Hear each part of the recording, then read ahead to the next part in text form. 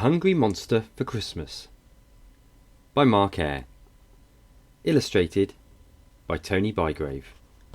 This is the story of a young boy called Steve and the strange things that happened to him one Christmas Eve. His parents had put him to bed early that night, with a kiss and a cuddle before turning out the light. "I can't wait for the morning," Steve uttered to his mum. "Can I have a present early? I'll be happy with just one." "It's not too long to wait," she replied with a smile. "Get some sleep. Santa Claus will be here in a while." She cuddled him once more and kissed his forehead, and with that Mum and Dad also went off to bed. He had until midnight until Santa arrived, but Steve wanted presents now and felt quite deprived. He remembered how his parents had been to Amesmouth Fair and the boxes in the cupboard under the stairs. Steve lay there restless, with no chance of sleeping. That cupboard had presents in, and he thought about peeping. He waited a while until he heard his dad snore. Then he jumped out of his bed and onto the floor. As quiet as possible, he crept out of the room, down the stairs and into the hallway's gloom.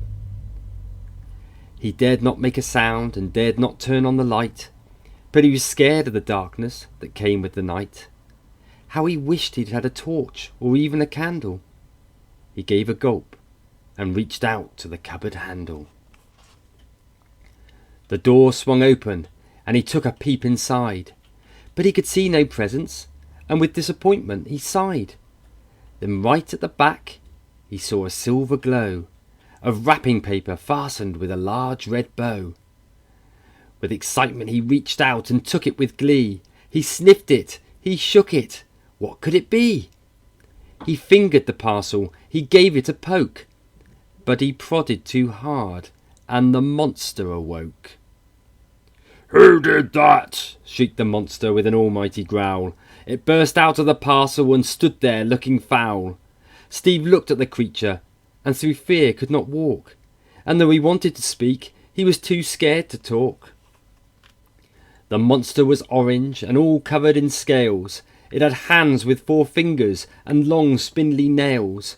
One big eye was positioned in the centre of its face. Its nose was on its stomach, not the usual place.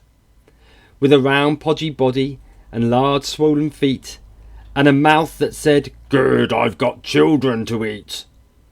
Steve gave a scream and through the door he did rush, but the monster it followed, yelling, "Me wanna crush!" Now Steve had always been quite good at sport.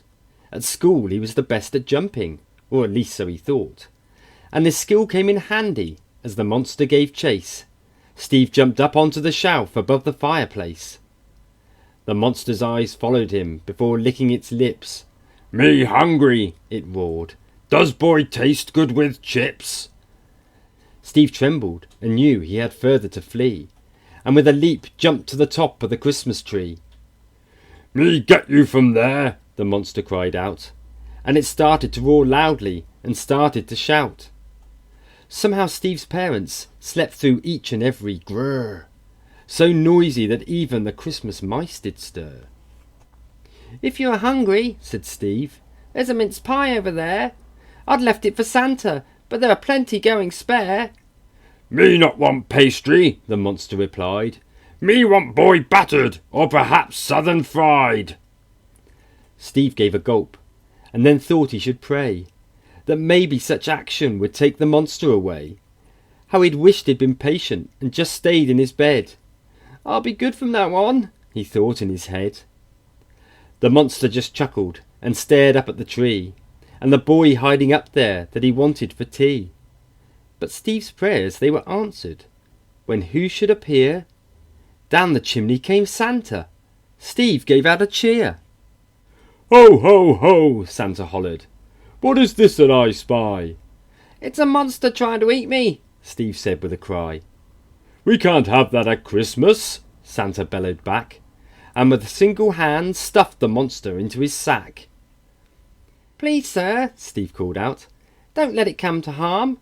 I think he was just there as some kind of alarm, left by my mum to stop me opening presents early, but she would never be so cruel, surely." Don't fear, Santa answered. Monsters want presents too. I think this one sneaked into a parcel meant for you. And with that, Santa plucked Steve from out of the tree, put him back into his bed, smiling happily. Santa muttered, "Sleep now, child," before waving bye-bye. Then he headed downstairs to eat his mince pie.